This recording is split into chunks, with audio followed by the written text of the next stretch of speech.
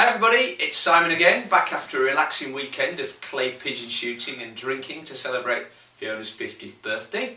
Anyway, on a beautiful sunny day here in Leeds, I wanted to talk to you today about the next stage in creating programmes for athletes, and that is how we decide whether they train 3 weeks cycles or 4 weeks or 5 weeks or 6 weeks or something shorter.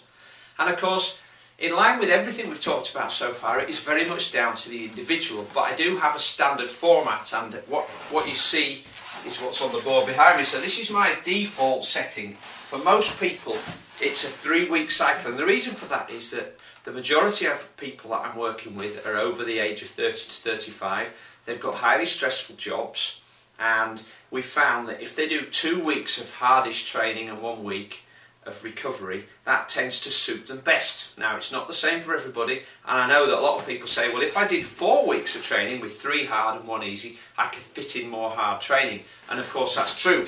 So let me just explain to you in a little bit more detail. This is a 3-week cycle, so generally they do 2 weeks that are evenly balanced. I like that because I think that if you have the second week that's slightly bigger, you put in a harder week on top of fatigue already, makes it slightly more difficult, whereas you just generally I spread everything over 2 weeks. Okay, so we have 2 build weeks and 1 recovery week, and then the next 2 build weeks are a little bit harder in some way. The intensity is higher or the volume is higher, but not both together. Okay, and then we come back to the recovery, and gradually that builds up. Now, if we do the 4-week cycle, you'll see here that the training can build up in 3 weeks. That's the one most people traditionally go for. They like that because it gives them an extra 4 or 5 weeks of training a year.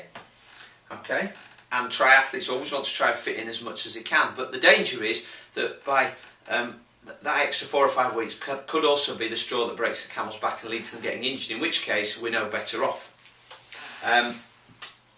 It's also good because it fits into the monthly training cycle of 4 weeks per month, so people like that as well because it's calendar based. What I've found though is that by the time that most athletes get to the end of 14 days, the 3rd week becomes a matter of survival. It's just, if I can just get through this hard week, then I can have a recovery week. And to be quite frank, if you're thinking about survival in week 3, then you're probably not going to be giving your training the full attention that it deserves. So you're better off recovering then and giving the next 2 weeks full attention when you're fresh.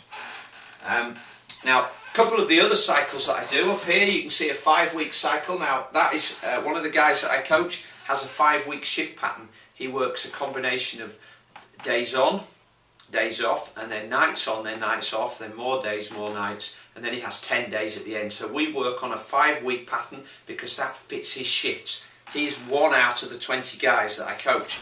Another guy over here, he has 2 children, and he gets to see his children. So he's separated from his wife, gets to see his children every other weekend. So it makes sense for him to have 1 weekend and 1 full week when he can train, and then 3 or 4 hard days, and then on Thursday, Friday, Saturday and Sunday when he has his children, he doesn't put much training in at all. That means he's not feeling guilty he's missing the training, and he's not feeling guilty for ignoring his children.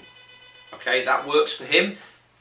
That's working for one person now, and there's 1 or 2 people in the past that I've given, so again, based on individual circumstances. Now, the one thing that you might have seen on the board behind me is this word insanity. And sometimes we get people following what we call insanity programs, where they just go as hard as they can every week and just keep going until they crack.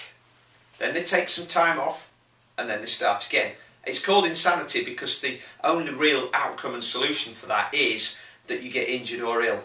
And when that happens, you really have to start again. So there's not much point in doing a training program. So that's why we tend to go for the 3-week thing. Okay, so that's our starting point, and then we play around with it depending on the person's personal circumstances. So yeah, it's just really what we found works in the past and what we found works to help people stay healthy and injury free. So that's it. Tomorrow I'll tell you more.